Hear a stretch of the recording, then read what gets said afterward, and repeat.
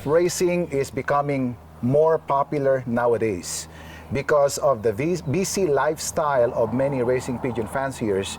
They cannot keep up for the training that the racing pigeon needed when they are members of the club. And thankfully, there are one loft races here in the United States that the fanciers or breeders can still join to enjoy the racing pigeon hobby. And today, I am here in Idaho with Mourton. Right, sir? Yes, Thank you sir. so much for letting me be here in your one loft, right? Appreciate it. And what is the name of your one loft? Pacific Northwest Challenge. Pacific Northwest Challenge. And where are we at exactly here in Idaho? This is Caldwell. Caldwell, Idaho, yeah. You know, I had a misconception regarding Idaho because of the Idaho potato. So people think that I thought flatland, Oh yeah, no, it's only farming of potato and everything. Right. And I was embarrassed to myself because when I came here, I was driving. It's so beautiful. Oh, it's a beautiful place. Lots of mountains, Yep. rivers. If you look, we're surrounded. I mean, if you look on the back, we're surrounded all by mountains, Yes, pretty much. and we will show that later. Yes. And we went to the falls, Shoshone. Oh, Shoshone? Shoshone Falls, Yep. and it's so beautiful. It's beautiful there. It's yeah. like Niagara, mini Yes, Niagara mini. Falls. A mini one. Mini, yes. mini. mini, yes. By the way, how did you get involved into the race, and when did you get involved into the racing pigeon? Way back late 80s, early 90s, I had roosters. Okay. And so the wife said no more roosters, so I switched over to pigeons in 96. And so I've been racing pigeons pretty much since 96. 96. Yeah. And you were a club member? Yeah, I was a club member from 97 to 2005. And then I got out of pigeons from 2005 to 2010. And then when I came back in 2010, no more club racing. It was just strictly one loft. And then your kids, they were also members of the club, right? Yes, my son 3 years ago joined the club, and then he raced young birds only for 3 years. This year I'll race a team, and then that'll be it. I won't race no more. How did you end up with the one loft race? Just talking to some guys. I knew David Clausing through the roosters way back in the, like I said, late 80s, early 90s. And I decided, let's give it a try. So I didn't get a lot of birds. The first in 98, I think I got 50 birds or something, and it was a long process to grow. And Idaho's a little tougher than most places. It's just because of the mountains. We're high desert, and it's a little tougher course. What I heard is that if you want to really test the ability of your pigeon, you have to send it to the here in Idaho area. Yes. Because you are a headwind, right? It's headwinds mostly 95% of the time. Because you do not toss in north, you toss in south. Yes, southwest. Southwest. Yes, I fly southwest course. Because if you toss in north, that's going to be Canada already. Yes, and you can't go as far going north. Correct. That's true. And there's no way, how you gonna drive there or whatnot. Well, it's hard. It's gonna be tough. It's hard to train that way too. Correct. Yeah. Correct. And then how was it? You started 90s. 97, I started racing club. First year, I got some birds given to me, and then I started buying birds roughly in 99. I started buying birds, and But of course, even though you're not in the club anymore, you still breed your birds that you send also to the one loft race, it's hard to test when I believe when you fly club, you find more champions faster, better pigeons faster. And it's very expensive. It's very expensive to test your birds through one lofts, and that's what I did from 2010 until my son started racing 3 years ago. When you are acquiring birds, what are the things that you consider? Are you into bloodline, pedigree, result? No, results. Results. So and then the bloodline next. So you have the selective breeding coming. Yeah, the first pigeons I really purchased was in 99, 2000 was from Fred Smeltzer. Okay. And he flew, I still say he's one of the best flyers, big combine. So I purchased birds that had won 3 or 4 times from him. And I still have that blood to this day. That's a good story that you still kept that bloodline. Yeah. Nice. I still have grandchildren of what I bought from him back in 2000. So question, you send birds to the one loft also. Do you send inbreds? I do. Okay. I won. I don't do it very often, but I threw a half brother, half sister mating. But not the super inbred. Half brother, half sister, basically. Yeah, kind of super inbred Yeah, already. kind of not real inbred, but Yeah. and I won the race, and so I don't do it very often. But this year I'm doing a test on late races. I'm sending nothing but half brother, half sisters out. Because this is the beauty of the racing pigeon sport. To each his own. Right. You know, you have your own way. I have my own way, and the important thing is the result. Yes. There are people who doesn't send birds who are inbred, Right. and there are people like Mark and other people that I met, like Mr. John Emelka. You know, and the Jones boys. Right. They send inbreds. Yes. So, but there are other people who decided not to, just to be in the safer side. Right. Right? Right. But the most important is how you keep your birds healthy and how they're going to perform. Right. Talking about keeping the birds healthy, your own birds, how do you maintain the health of your birds? Well, a lot of it's natural, right? Okay. I use a lot of ropa bee. I use garlic. I use apple cider vinegar. Which is really important, acidifier, right? Yeah. So I use a lot of that, and then Pramalac. I'm a huge fan of Pramalac. Okay. And I vaccinate and treat once a year. That's it. Okay. And that's my breeders. So you vaccinate, what kind of vaccine do you give? I use PMV Circle. Okay. And then a salmonella. Salmonella. Shot. Yeah. That's the most important, Yes. the salmonella, Yeah. PNB. And I know a lot of people don't do their breeders, but you know, Fred and them told me back like in '99, hey, don't matter if you have a 15-year-old cock. Okay. Every year you vaccinate them. So I've vaccinated them every year since Okay. I've been in it. And then from club, you turned into one Loft race, right? Yeah. Okay, can Yeah. you tell us something about that?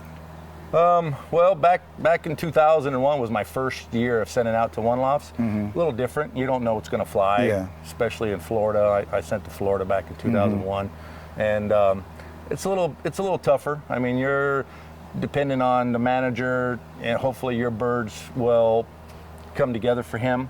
And it's different when you're handling them yourself. They fly a lot better, I believe. You know, in the Do you club. believe in horse for course? Oh, absolutely, absolutely. I'm not saying I got the best pigeons, but you know, I cannot. I haven't done very good in Florida. Texas has always been tough for me. Yeah. Anything from Utah this way, I do very well. What bloodline did you keep for your stock? Most of my blood is junior. It's the old 969 blood Okay. from Ganis. Okay. And the 720 is basically the same stuff. Okay. And then I brought in the Casbors in 2014, and then the Wolverines in 2015. How do they do to you? They do very well. Them three cross very, very well together. Awesome. And you do the inbreds for them also? Yes. Awesome. Yes. Yeah. So, and then now you own your own one Loft race, right? Yes. Can you tell us the story about owning your own one Loft race? Well, I just, you know, I wanted to retire at 50. Okay. My goal was, I started a one loft way back in, like I said, 98. Okay. I stopped in 2005, and then I picked it back up again. And you know, I love birds. I've had pigeons probably my whole life, Yeah. pretty much. Yeah. Rollers, pretty much back when I was a kid. But I decided, you know, that's something I can do. Stay home, and trying to find champions. Was it here, this one from way back the first? No, I built here 10 years ago. Okay. I had it out in Parma. I used to live in Parma. Okay. That's about, you'll go through it when you leave here. It's probably about 30 minutes from here. Okay. And that's where I was. And then that was demolished, of course. Yeah, I sold the lofts, and then I built this one 10 years This one. ago. Yeah. 10 years ago. Yeah. How many birds this can accommodate?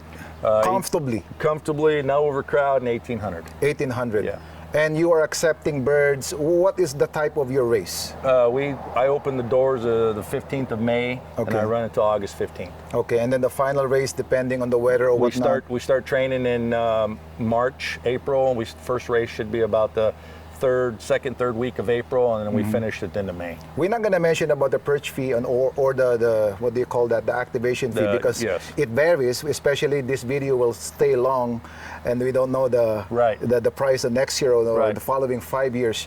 But one thing for sure that will stay, your promotion. For example, somebody going to send 5 birds. What is the promotion? So basically, there's not very many. I'm kind of like Apple Cup. I don't charge any money up front. Okay. So it's basically no perch, no entry until activation. Activation. Right, and then they pay.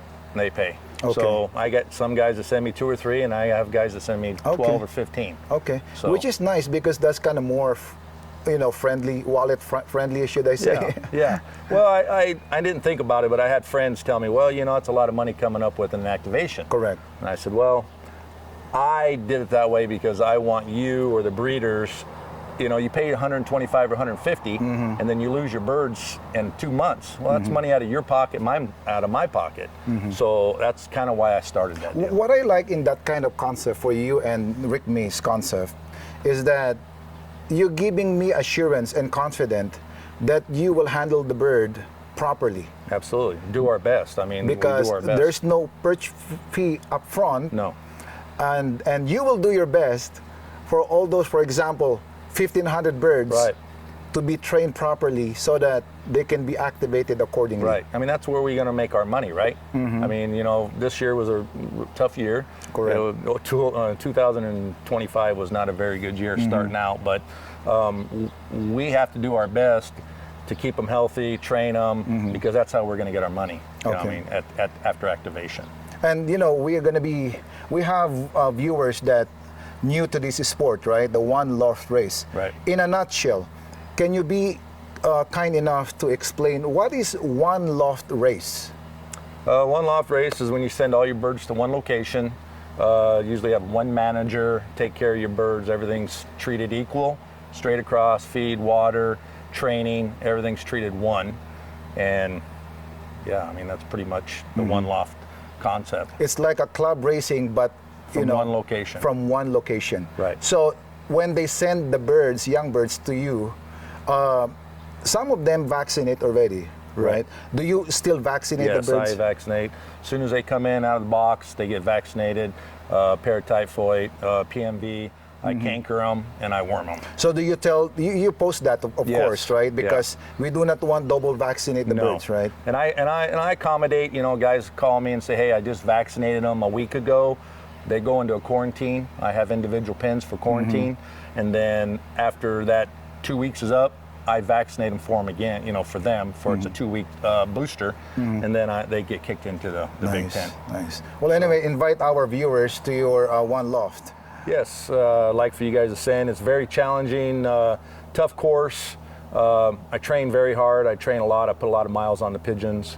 Love to see new people come into the sport. And we are going to have a loft tour, right? Yeah. Okay. Okay, Mark, what are you going to show us? This is the beginning of the loft. Office. What clock do you use, by the way? I use top Pigeon right now. Okay.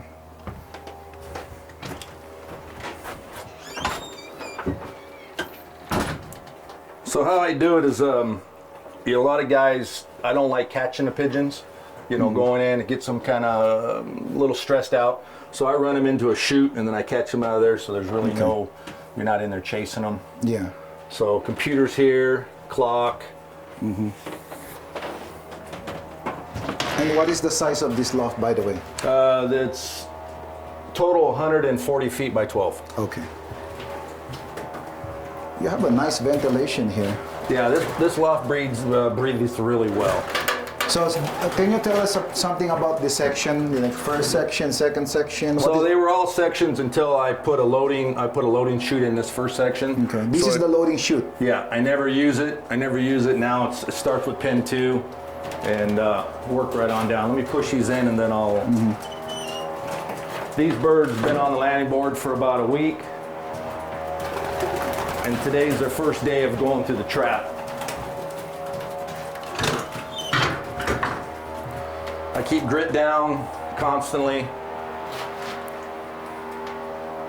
Okay. And you're still accepting some birds, right? Yeah, I'll accept all the way until August.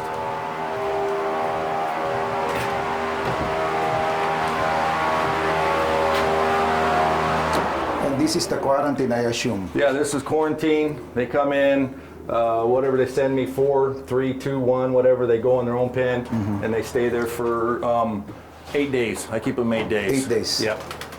And then this is my first group of pigeons. There's 54. They come out here. These all been trap trained. These all been trap trained, and they come out here daily. So the one that we passed by, the one in the section. That's my second group. Second group. Birds, yeah. So this is the first group. Yeah. Nice. And then, where is the clock is outside there, or? My pads are in the middle. I got pads. I got 2 sections of pads. Okay. So they have a nice area here. Look at this. They have the farm, fresh air, right? This is the best thing I built. I put this on 2 years ago. I added this on 2 years ago. Nice. You can accommodate lots of birds in here. Yeah, I think I got 450 perches on this wall, both pins. I like that white bird. Look at that. Yeah, that's nice. I had one here, same guy. It was nice this year. Whoever owns that, best of luck. It's really pretty bird. You know, the misconception, or I don't know if it is misconception about the white birds or whatnot, but Yeah, well, if you got a lot of hawks, you know, it's tough. but I It's know tough. people who win with the white Oh birds. yeah, oh yeah.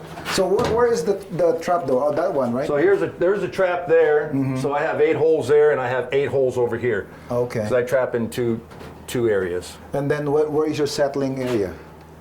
So what I do is they go from there into a section together, and then they go out on the landing board.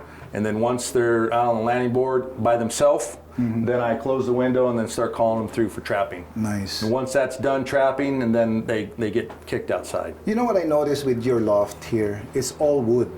Yeah, it's all wood. And I kind of like it in a way that it's cooler. Well, some people, you know, it's a lot of work, right? You Yes. got to scrape. I scrape 3 days a week, and a lot of guys use expanded metal, but here, being in the wintertime, expanded metal it's not real well. Correct. It That's gets what I cold. heard about the Yeah. winter time. And then I added this section on. This is another section. This is my young bird team for this year for club. Okay. So this is for the club. Yep. You have gristle too. Those are nice.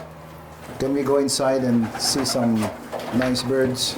So these are your personal Yeah, birds? this is my personal young bird team this year. Yeah. Okay. What can you tell me about that grizzle? The Grizzle's a friend of mine. He's wanting to race, so he brought a couple pigeons over. That's his Grizzles. I Are don't they have any- nestmate with this Yes, one? both of them are nestmates. Yeah. Yeah. That's the 7. I'm not real familiar with, but it's the 7 blood is what these Grizzles are.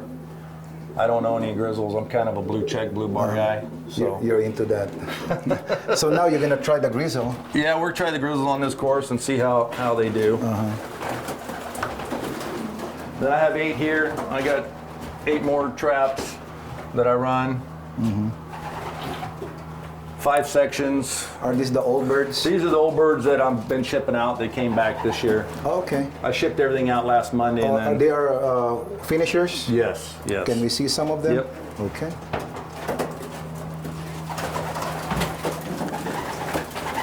Without being unfair to other pigeons, which one here is your favorite? That's a tough question, That's a though. tough question. Yeah, but- that's a tough question. But because I want you to pick one, that we can show them the quality that you look to a pigeon. Let's see here.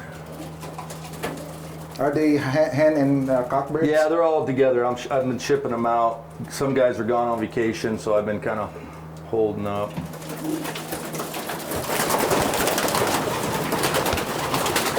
This bird flew very well this year for a guy.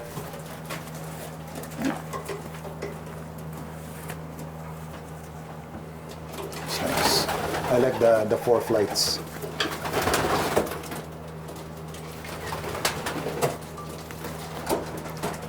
The keel. Nice. He's still in shape. I mean, we haven't raced in 2 weeks, 3 weeks. I mean, they haven't been out in 2 weeks, so they've just been in here. May I see that bird, please? There you go. Oh, so this is a finisher from your Yes. one loft race. Yes, this is from a Somebody one-off race. else owns it. Yes. There you go. Yes. Okay. Let us see this one. You're gonna be my cameraman. Okay. I like the body of this one. So this is, So Foy's bird, I can't even tell you whose it is. I'd have to go look on the computer. yeah. Well, AU 2024 38371. So if they are going to send a bird here to you, what are the they need to consider, because this I like is that. a hard good. race. That's a good wing. That's a good wing for here. Yeah, Yes. this one. See the step? Yeah, it's almost the same. Yep. Yep. Even though it's got kind of damage, maybe because of the Yeah. yellow eye. And we've had some pearls win here, but most of the darker eyed pigeons do very well on this So course. okay, let's point that out. So some birds, because horses for courses, right? Right. Right. Okay. The Idaho is a different kind of breed. It's a little tougher. Yeah. It's tougher because it's going to be most headwind. Right. And so what can you say, what type of bird that they need to send to you? Well, they just need to send I believe a longer distance pigeon. Okay. I know a lot of guys sent some kittles this year. We didn't fare very well with kittles this year. I don't know if the winners, what everybody was bred, how they were bred, but I know a couple guys sent probably 15 kittle birds, and they did not fare well this year. Well, Kettle is known for speed Right. and short Right. distance. Right. So sprint. Correct me if I'm wrong, Muleman, Muleman. Yep. Muleman. Millman, the Wolverine. I know the Wolverine. Wolverine fly real well here. Chris, I never say his name right, but Chris Hebert, I believe. His birds fly good here. That bloodline. Some cloth pigeons fly good, but most of all, Who won the last year challenge? first place was a guy from California. Okay. And then first average speed was an Idaho guy down in Twin. Kendall won first average speed. And then I do like a two-bird king deal. And Richard Callahan, he won that. But he had two birds in the money. So he did real well this year. And what's the bloodline of that one, if you can mention? I don't know. I didn't ask him honestly what it was. I know Kendall's was pretty much a Gannis bred pigeon. So. But what is the handle when you handle the bird? Oh, they handled great. Oh, yeah, excellent. For his long first distance? average speed, yes. His first average speed pigeon was very, very good. Nice. And this one ready to be shipped out. Yep, I shipped a couple out today, and then I got some guys that are on vacation. They'll go out next week. Okay.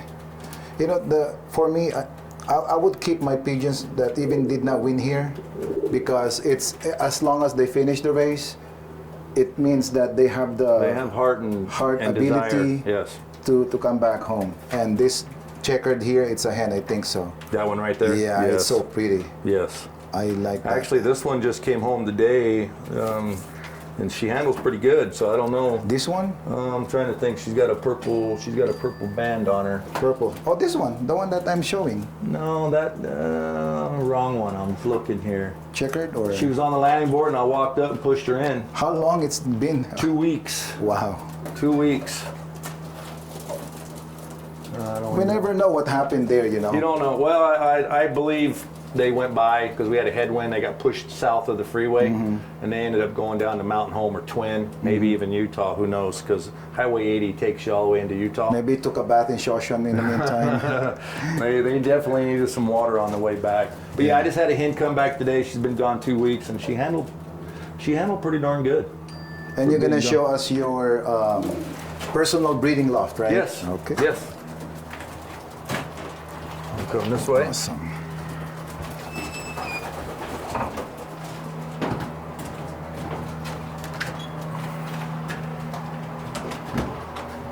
Okay, and then here,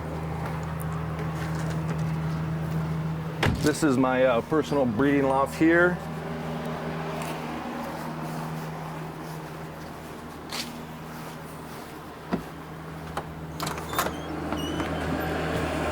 And of course, ventilation. Oh, Yeah, I have 4 fans. I have 4 fans, 2 on each end and 2 across in the middle that sucks and pulls air. So it breathes very well. so this one's, Yeah, I'm doing a lot of inbreeding right now. Like this little hen here in 2018, she was second average speed. She's bred me a lot of money winners. This cock, same thing. He was 4th average speed, 30 minutes out in front from 350 miles. nice. So I do a lot of inbreeding right now. Okay. That's an uncle niece mating. This is a half brother half sister mating right here. This This is one. my Casmore blood. Okay. And if you are about to send bird for the one loft race, when do you start your process of breeding? I usually mate up 1st of December.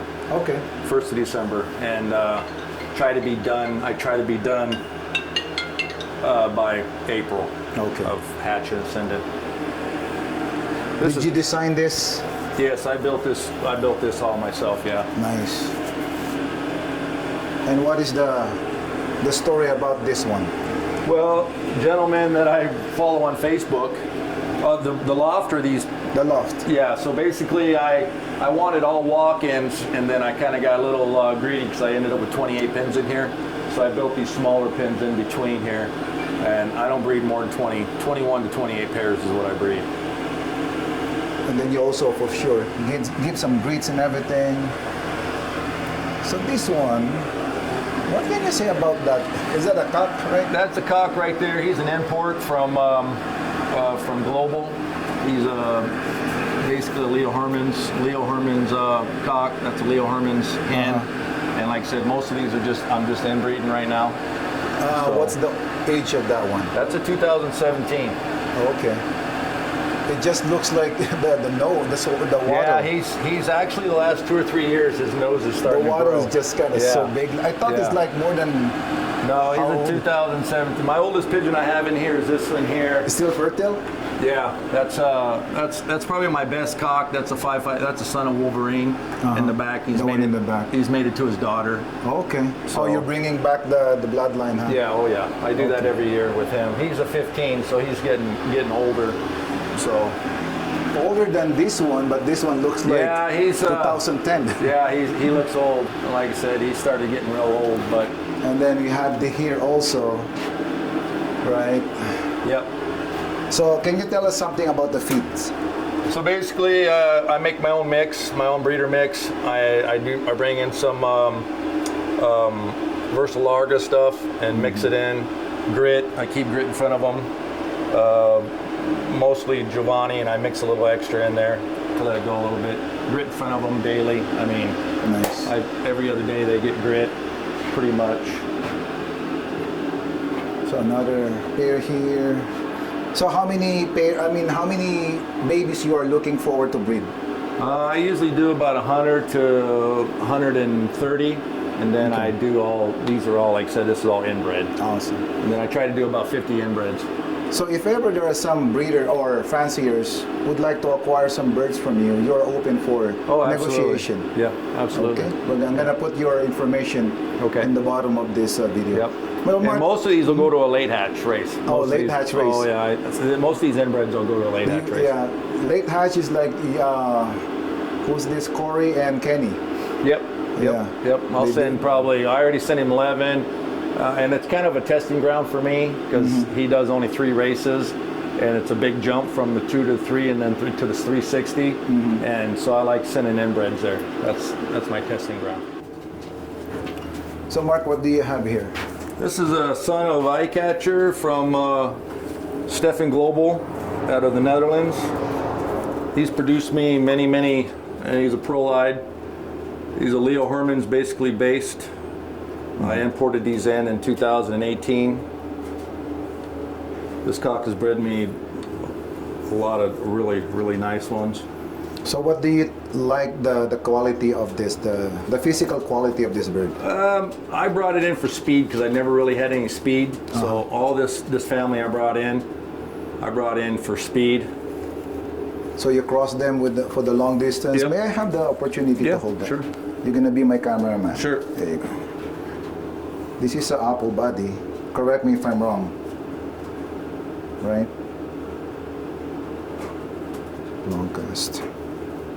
Tight bends. So this is the speed. If you look for the wings, they have more ventilation there. Right. Correct me if I'm wrong, Mark. Yes. So I held lots of birds already. So if somebody asks, okay, what is the speed bird? The speed bird, aside from knowing the bloodline, There's the ventilation if you on. look the ventilation there, Yes. it's like It's the gaps there. the gaps there, and these are small Right. compared to the long distance. They are thicker, Very thick. very thick. Yes. But this one, look at the last 4 flights, almost Yep. the same. Yep. That's what you want from your bird. And oh my gosh, this is like one finger. Short. Yeah, it's really short. The underarm, it's not even 2 finger. That's what you want. Yeah. Look at this, really short. Only one finger. That's what you want. One pintail. You don't really pull the legs like No, this. you don't have to. You don't have to. Not with Just do this because we want to see it. Look how strong back. He's been a super breeder for me since I brought him in. Man, this is a super bird. Though it doesn't have a really long kill, Right. you know, it's just enough because here, He's less than 2 fingers. yeah, it needs to be lesser 2 Yeah. fingers. I can have my 2 fingers Yep. here. 1 finger is the best. Oh yeah. Okay. Yeah. But other than that, I'll be honest, this is the feather quality. And he's been in here since. He's been in this pen since February. February. And you raised already babies? Yes. And you raised some babies of that? Oh, yeah. already? Nice. Well, thank you for showing me that. Which one is your... This hen here, she's off of my 555 I told you.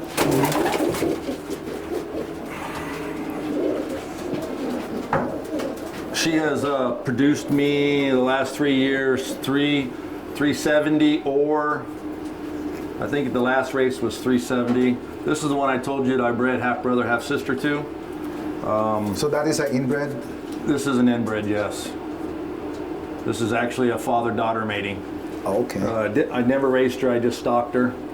I just stalked her, but I like the tick in the eye. she's been a very good hen. I mated her to her half brother. Bred me 2 winners. I bred her to an inbred Casbor cock, and she's bred me 3 winners in the last 3 years. May I? Yep, There you go. This is a hen. that's a hen. Well, you just take good care of them. That's why the body is nice, bulky. But the important is it's so light. Yeah, It's buoyant, very buoyant. Yes. very buoyant. Look at this. She is already still in her loft, but you know, very curious. Yeah, they're very. What I've come to find out of the 555s, you could see that they're very curious out in the pens. They pay attention. This is also a speed, Mark. Yes. Mark, Yes. right? Correct me. But I'm she's wrong. bred me tough pigeons. I think the 370 on the drop was right around 1,100 yards. Look at that. That's a speed pigeon.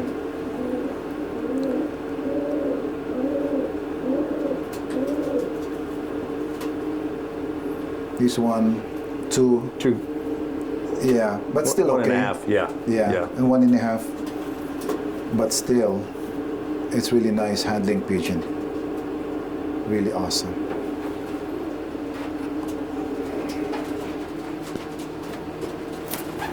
So how many birds, breeders that you have here? There's 28 pens in here. Okay. And those are the babies, right? Yep. What are the things that you consider the quality of the baby, like that? Well, Before you send them, like, you know, consider that they will be in the one Loft race. I pretty much, I send almost anything unless it's really, really bad. I send it, but I don't have, I mean, you can handle these babies here. They're great quality. nice bodies, good feather quality. So I pretty much send everything, Okay. unless it's pretty bad, you know. Do you think you can show us that looks like a dinosaur already? Yeah.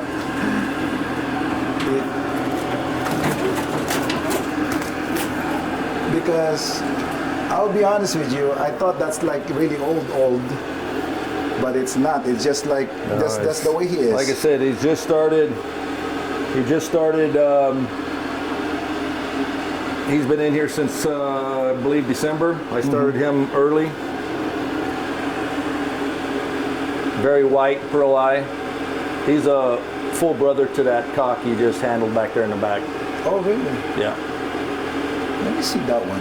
I'm so intrigued with the wattle of this. You rarely see birds, 2017, right? Yep. That has a wattle like big as this. It's like, he looks handsome though. I'll be honest with you, with that huge wattle and the eyelid. Man, the pearl eye of this is super white. Yeah, he's the whitest one I have of the brothers. I have 4 brothers. This is super bird. Little more deeper than his brother, but he's bred me multiple winters out to about 330 miles. 1.5. Yep. But the brother is 1. Yes, the brother's That's the one, right? Right. That I held. Right. Only 1 finger. This is 1.5. Really strong back there. I think he's molting, right, or no? Yeah. Well, he's been in here since February. This is his second hen, and I pulled 4, so he's fed. This is his 8th feeding, so he's done after this one. Really nice. Okay. Mark, thank you so much for letting me visit and have an interview with you. And good luck to your 1 Loft race. Thank you. Thank you.